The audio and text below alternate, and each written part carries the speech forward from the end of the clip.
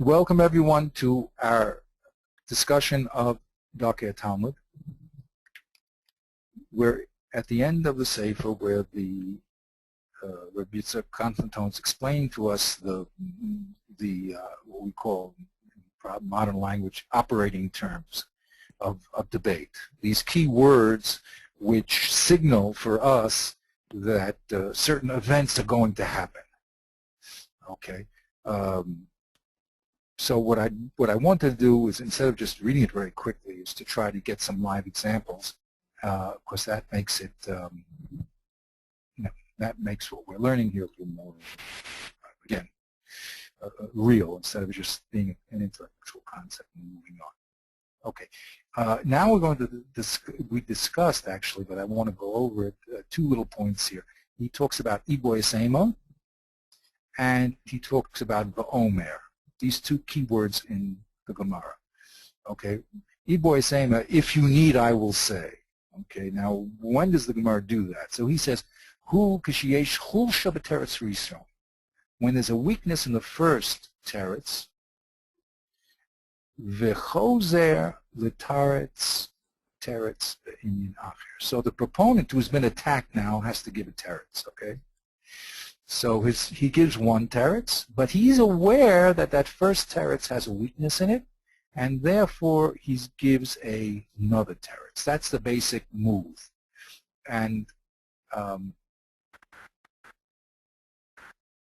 he says that also exists v'chein hu b'lashon va'omer. When you see this keyword va'omer, you also know that it's an alternative teretz, and we have to have the same consciousness that the first teretz had a weakness, and therefore the second one had to come to, the second teretz doesn't have the weakness of the first one. Then, of course, you're going to have to say, well, if the second one doesn't have the weakness of the first one, so why just bring the second one, right? So that's because the second one also is going to have a weakness of its own. So both these terutzim will clarify the teretz. Okay, let's do this one. Let's see. It says like now he says ve'ein loma imkain. If you have two terutzim, the first one is weak. Don't say imkain my lishtok mikra kama omi teretz kama v'yom hasheni. Look, if you're going to give two terutzim, and the first one is weak, and therefore you need the second one, so just don't give the first one. So he says, Ki efshar sheyeh al sad hayoter tov. I'd like to explain that how I understand it. He says it could be that because the second one has an advantage that the first one doesn't have, and the first one has an advantage that the second one has. V'chein inami, also the language of inami, which is like iboisemo or va'omer, in other words, an alternative teretz. Hu ki sheyesh chulsha b'tama rishon. That's only done when there's a weakness in the first teretz. And what's the reasoning? Ki vade lo bo hasheni ela mitzad she'eno maspika rishon. You only need the second teretz because the first one is insufficient.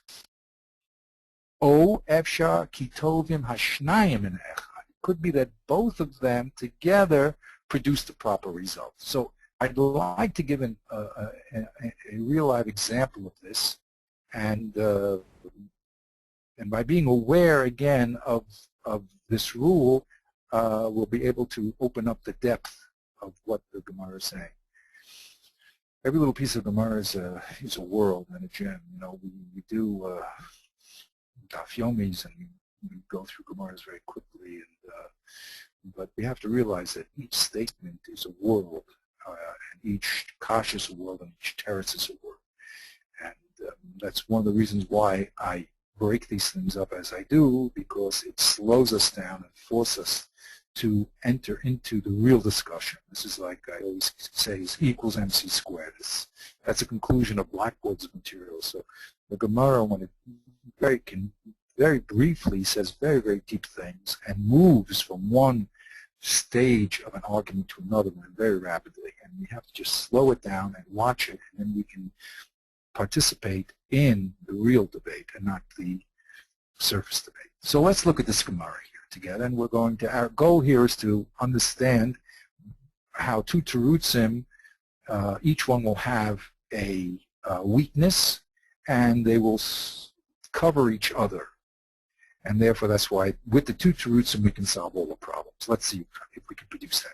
We have a Gemara in Baba Kama that says the following. Tana Rabban, we have a brisa that says there's Gimel Avos Nemru B'Shor. The Mishnah says that there's Arba Avos Nazikin, the shore, the board, the mav, and the hever. So the brisa tells us this word shore, the ox, is actually a composite of three different avos.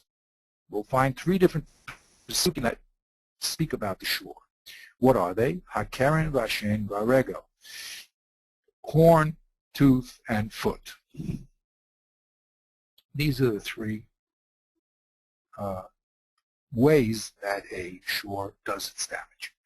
Now, how do we know in the Torah that if a person's shore gores another person's shore, he has to pay? Well, doesn't it say Kigach Yishor Rehu?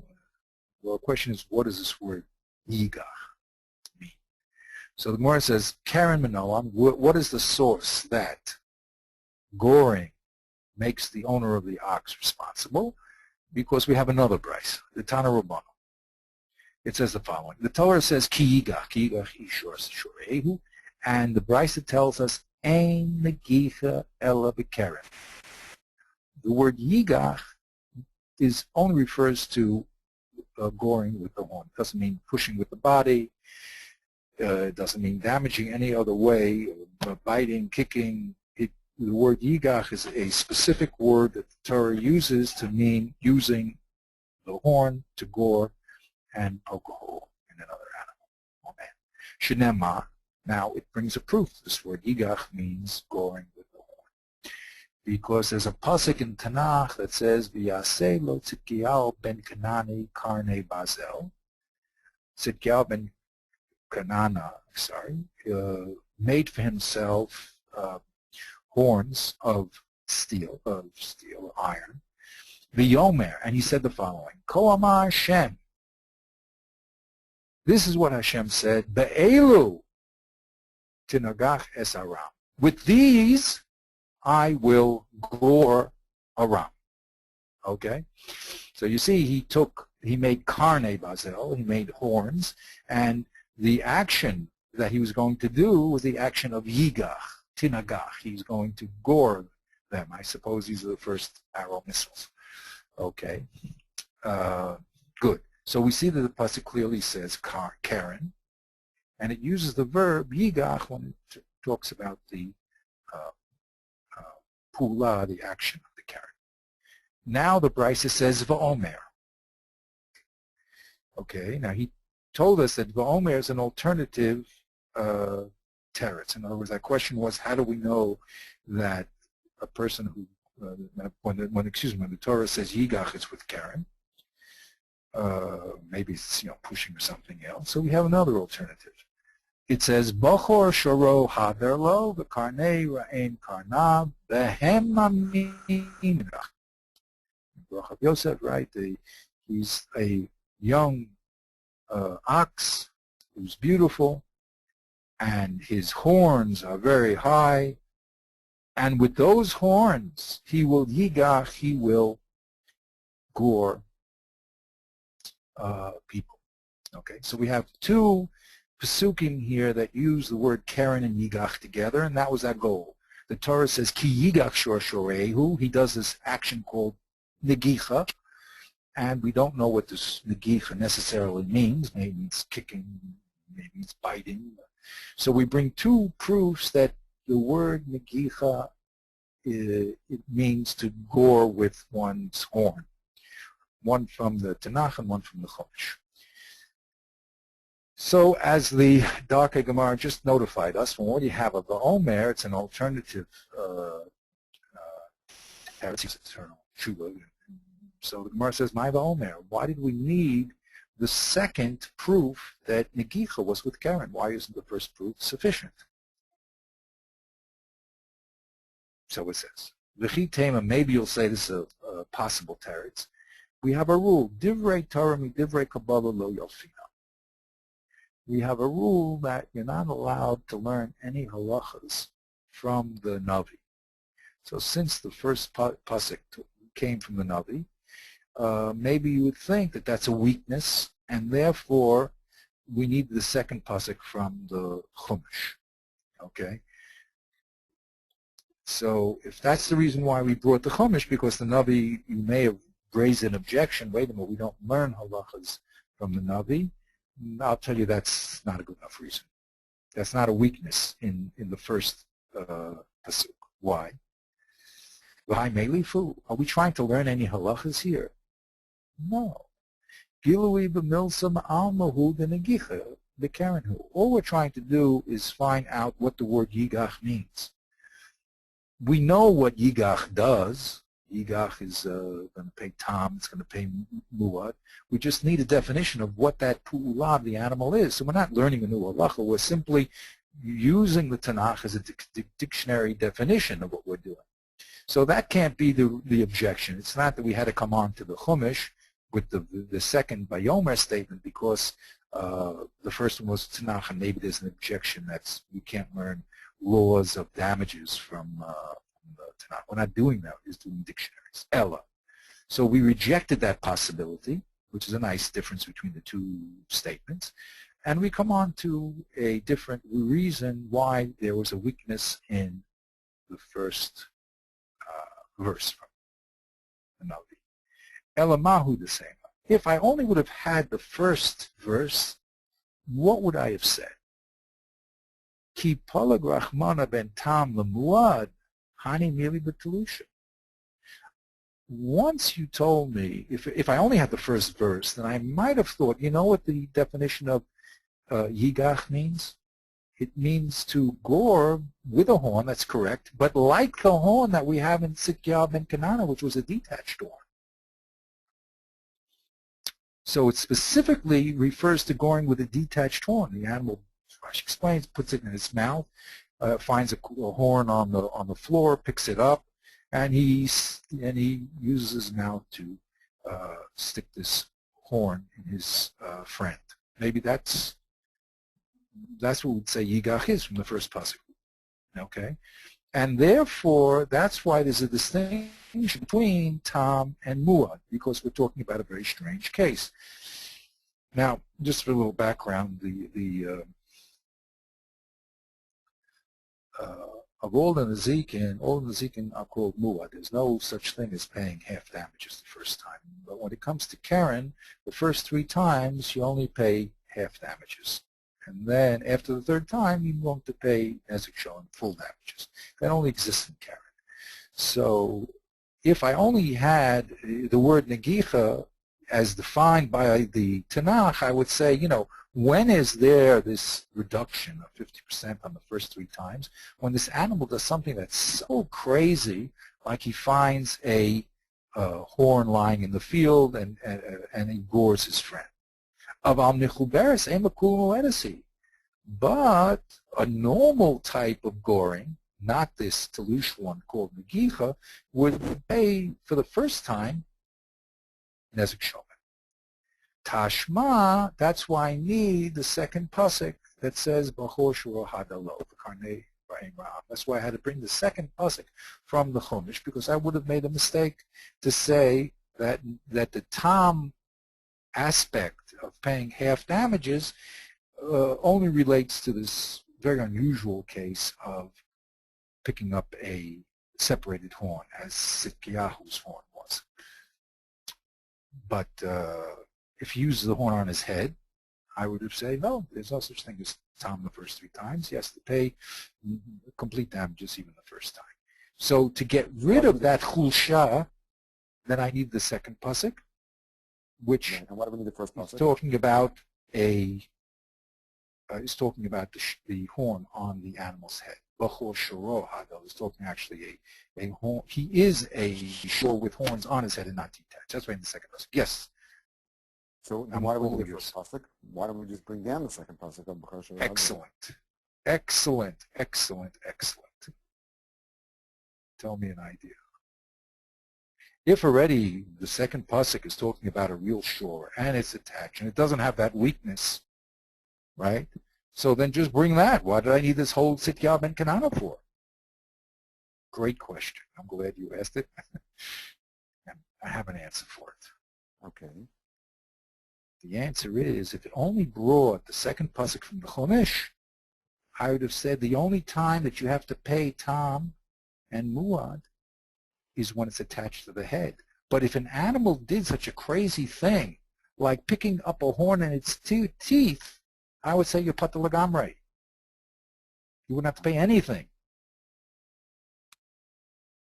Comes along the first pasuk and says no. That also is in the definition of yigach. Right. Yeah? Yeah. So here we see a beautiful example of how each one has a certain weakness. And I need each one to counteract the weakness of the first one. In other words, if I only had the first pasuk, I would say, hey, you get a half damage reduction only when he does something crazy like picking up a separated horn. But if it's on his head, forget it. You have to pay full damages. And if I had the second one, I would only the second one. I would say, hey, the only time you have to pay at all for a shore is when it's connected to the head. But something so crazy as picking up a horn in its mouth, that should be pata legamre. So therefore, I needed each pasuk cannot describe the complete picture because that each would lead us to a possible false conclusion. And it's only when I have both pasukim that I can have the proper inclusions. Okay, the first one, the Omer prevents me from saying there's no tam in shore at all, and if I only had the Torah one, the Titkiel ben Kanano tells me that Talosh is in the getter of tam, it doesn't fall out. Okay, so now that little piece of analysis is very, very, very important. That's called really beginning to enter into the real discussion. Now, Tosfos goes a step deeper, of course. I just wanted to bring it up because just to show you how you get propelled. Once you start analyzing things carefully, then you're immediately propelled into the questions that Tosfos will ask, for instance, right? Because he says, his question is, wait a minute, what do you mean if I only had the first pasuk of Sitkiel ben Kanana, I would have said that the only Karen that gets a reduction is if it's separated. But I would have said that Karen, if it was on the head of the animal, would always pay full damages and never have tam associated with it, right? Right. So he says, wait a minute, but where would you learn that from? He says, what do you mean? You're now going to tell me that if I only had Sitkiel ben Kanana, I would have said that if it's on the shore's head and he gores, he never has tam. He always has to pay nezek shalom. He says, well, how would you learn that? If you're going to learn it from Talush, so we have a rule, it's true that when it's on the head, it's more of a reason to Mechayev than Talisha, but if you're telling me the Torah is talking about a separated horn, and telling me that it gets the din of Chetzi Nezek, so I can't say that Karen should get more than that. How can I end up getting a greater din from a lesser din? We have a rule. Okay. Elamai, maybe you would have said that, no, I'll learn it from the Shar Avos. Okay, Nezek Shalom. Of course, it's not doma to the Negicha, but it is a damage, and it has to be chayiv. I'll learn it from Shar Avos. So then he says, well, wait a minute, that's good according to the one that says that Karen is even greater than the other Avos because of Kavan al-Hazik, but there's another man doma that says it's a kanas, and really it's weaker. Okay? So then he gives a whole teretz. I won't get into it. But the point is, what I'm trying to bring out is that if we understand these rules consciously, and we apply them, just like immediately you said to me the second question which must be answered. You said, very good, the first one has a weakness, and I understand why the second one corrects that weakness. But now let's do it on the other foot. Then just bring the second one. Because you were consciously aware of the rule, you can consciously ask that question. Okay, and that's a very powerful tool. That's a tool of clarity. You know, it takes the learning from, as I said, the fuzzy general idea to a very clear and specific difficulty that can be explained in specific language. And that's the beauty of learning these svarim, okay?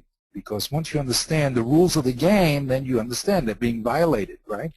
And everything fits into place, because everybody who's written on the page, you and I haven't got into this page yet, but everyone that appears is this, you know, the clear thinkers of all generations. That's the only people that get handed down, you know. So they're all thinking clearly and logically, but you don't know the rules. But once you understand the rules, so then it's clear what they're doing. Now the question is the solutions. That's a whole other word, right? So, so you know, that you have to think. I must have think. Either someone else is, but guaranteed someone's going to talk about it. Or if it's something that you can do on your own, then you have to think about it. And is another very important thing I want to bring out here about learning. The Torah and the Meforshim only say what they have to say. They only go to the place where they have to go, and they presume you can pick up the ball and generate the rest of the situation yourself. Okay?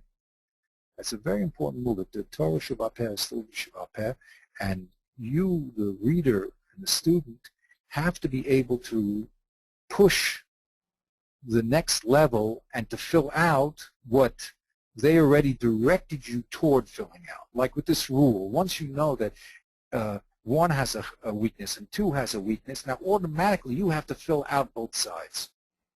Now either someone else will do it for you because it may be difficult or may be sublime, or there may be kachus in filling out the side, or you have to do it yourself. And that's part of the active participation in the learning process. You mentioned that someone you learned with would have a kasha and give it teretz. You said, well, what's the raya? So it's important to have a raya. Don't get me wrong.